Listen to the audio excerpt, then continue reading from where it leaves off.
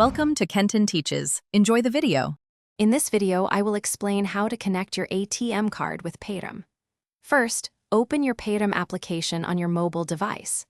Once inside, look for the My Paytm section, usually found at the bottom or side menu.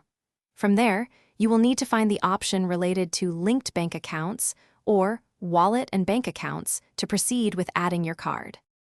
Next, you will be prompted to enter your ATM card details. Carefully type in the full 16-digit card number found on the front of your card. Then, input the expiration date, specifying both the month and the year. Finally, locate the 3-digit CVV number, typically on the back of your card, and enter it into the designated field. To ensure security, Paytm will send a one-time password, or OTP, to the mobile number registered with your bank account. You must enter this 6-digit OTP into the Paytm application to complete the verification process.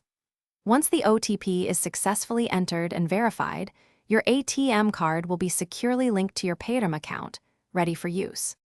With your ATM card now linked, you can easily use it for a wide range of transactions within the Paytm ecosystem. Whether you are paying bills, recharging your mobile, or shopping online, your linked card offers a convenient and secure payment method.